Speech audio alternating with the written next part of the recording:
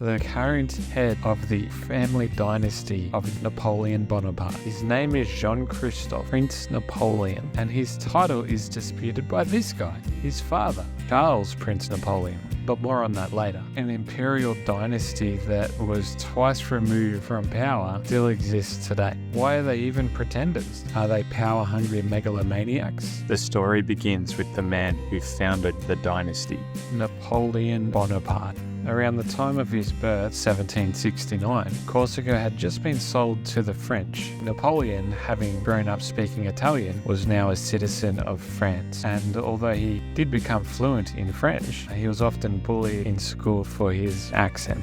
He moved to France at an early age and pursued a military career, gaining distinction in artillery. Napoleon strongly supported the revolution when it broke out. Later in Paris, he put down a royalist revolt by firing artillery directly at the bad guys in the streets. That earned him fame, money, and command of the army of Italy. And through political shenanigans and maneuverings, Napoleon was elected first consul of France. And then several years later, he was elected Emperor of the French. Over the next 10 years or so, Napoleon fought pretty much the whole of Europe, usually doing amazingly well until not doing so well. After losing too many times, he was forced to abdicate and went into exile, only to return very soon after and reclaim the emperorship. He lost again at the Battle of Waterloo and was forced to abdicate for the second time. So Napoleon spent his last years in exile on a small Atlantic island, very far away from Europe. He died having left his family with many titles and having raised them from a family of minor Italian nobles to a French imperial dynasty. His son and successor, Napoleon II, reigned as emperor for 3 weeks at 4 years old until the monarchy was restored under Louis XVIII. Napoleon II moved to Austria with his mother, the daughter of the Austrian emperor. Napoleon was granted the title the Duke of Reichstadt by his grandfather, and he went by Franz, a German version of his middle name, Francois. Like his father, he pursued a military career. However, despite showing a strong aptitude and capabilities, particularly in mathematics, many higher-ups and European leaders were fearful of giving a Bonaparte too much power. Can you blame them? After finally being given a command at the ripe old age of 21, Napoleon II died of tuberculosis in Vienna.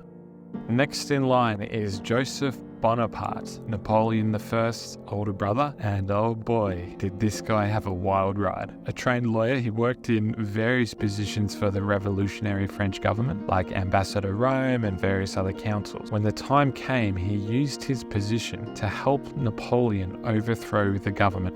After Napoleon became emperor, he installed Joseph as the King of Naples. Now, Joseph took this very seriously, appointing many capable ministers and initiating policies and reforms to help modernize Naples and bring to it the benefits, as he saw it, of the revolution. In Naples, he was viewed as a popular and well-intentioned king. His reign, however, lasted only 2 years when he was replaced by his brother-in-law. Joseph then became the King of Spain, where he was deeply unpopular. He spent most of his time putting down revolts against French rule. He eventually abdicated in 1813 due to a goddamn British invasion. After Napoleon's eventual defeat, many saw Joseph as the rightful emperor of the French, although he never pressed the claim. So he spent the remainder of his life traveling around, first in America, where he lived on jewels that he stole from France, and then later he moved to London, and also in Florence, where he died. Next up, we have Louis Bonaparte, who was the head of the dynasty for 2 years in the 1840s. Highlights of his life include he was the King of Holland for 4 years, being accused by Napoleon of putting Dutch interest above the French. In other words, he wasn't a great puppet king. It says he died to death.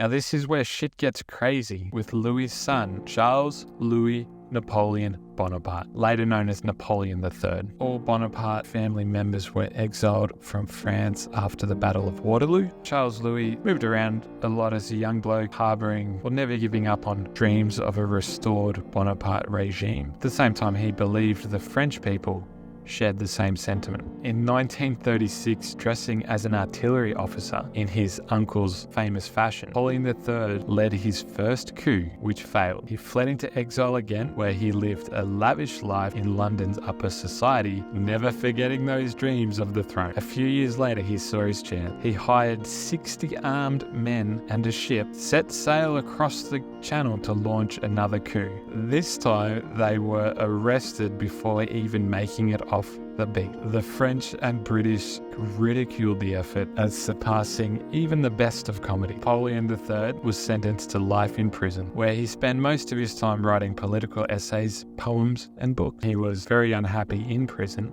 but also aware of the rising popularity of the Bonaparte amongst the French people. So in 1846, with the help of his doctor and some friends, he disguised himself as a labourer carrying lumber and simply walked out of prison. Back in exile in London, he resumed his extravagant life. 2 years later, in 1848, he once again saw his chance. Yet another revolution had broken out in France, less bloody this time.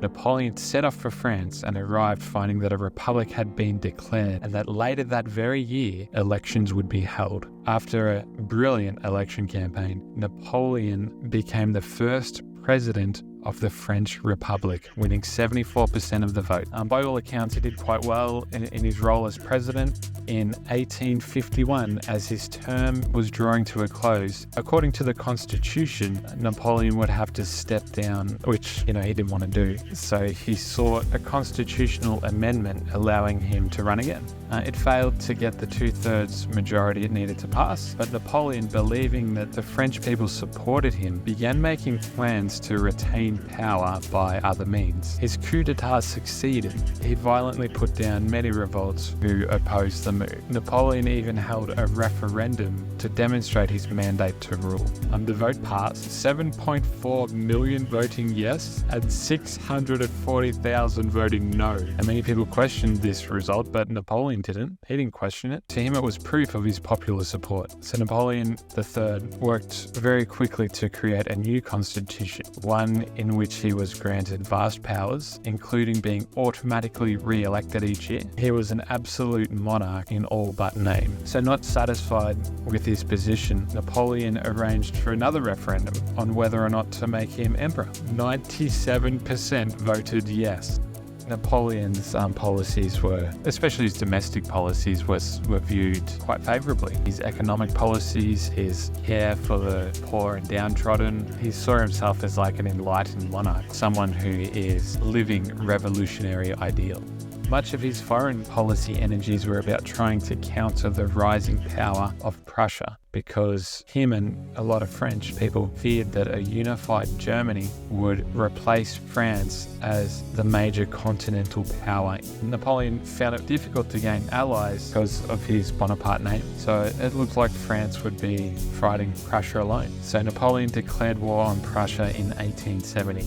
Most of Europe believed that the French would easily defeat the Germans. Instead, the opposite happened. Less than 6 months later, Napoleon had been captured and was forced to accept defeat. Despite trying to negotiate and cling to his power, eventually he had no other choice. Public opinion had turned against him. So Napoleon III abdicated his throne. Another French Republic was declared. The remainder of his life was spent in exile in England, and he died a few years after the war. Moving on, next up is Napoleon, Prince Imperial, the son of Napoleon III. He moved into exile with his dad, joined the British Army, and died fighting the Zulus in South Africa. Three-way dynastic dispute, and believe me, this is about to get very confusing. Next in line to the throne was Prince Napoleon Jerome Bonaparte, who is the son of Jerome Bonaparte, the younger brother of Napoleon I. The line of Jerome was the only legitimately remaining of the dynasty. However, in his final will, Napoleon, Prince Imperial, bypassed Prince Napoleon in favour of his son, Victor, Prince Napoleon, and Victor's brother, Louis Bonaparte, who was an officer in the Russian army, also claimed the title for a time. Fun fact about Louis, he decided to retire from the Russian army in 1910. That's amazing timing. Victor's father, Prince Napoleon, claimed the title as the head of the dynasty for his whole life, regarded his son, Victor, as a traitor and a rebel, and excluded him from his will in favour of Louis. Victor, despite his position being disputed by his father and brother, throughout his life he sought different ways to try and restore the House of Bonaparte. All his efforts came to naught. Upon Victor's death in 1926, his only son, Louis, Prince Napoleon, became the head of House Bonaparte.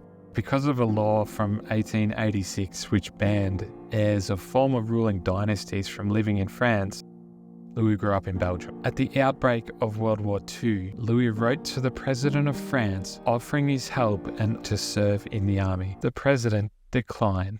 Louis adopted a fake name and enlisted in the French Foreign Legion, seeing action in North Africa before joining the French resistance in 1941. He was captured by the Germans trying to escape to London to meet up with Charles de Gaulle, and so he spent time in various prisons around, well, I don't know where, around France, I guess. Once he was released, he adopted a new name and joined another resistance group where he was badly wounded. His 7-man patrol was attacked and Louis was the sole survivor. After the war, he pursued various business interests, eventually moving back to France.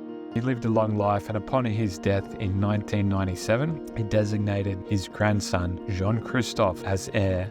So why did Louis skip his son? Well, he cites laws from 1852 and 1853 from the time of the Second Empire, and he also cites Bonaparte tradition. So what had happened is earlier Charles had divorced and remarried without his father's permission, which violated the laws from 1853. It may have also been motivated by his son's Republican stance, which he sees as being against the traditions of an imperial family. Now Charles points out that both Napoleon I and Napoleon III were Republicans first. They were elected first consul and first president before they ever became absolute monarch. That's an interesting example. And so Jean-Christophe, Louis' grandson, is the official, well, disputed, I guess, head of the House of Bonaparte. Jean-Christophe, he works in finance.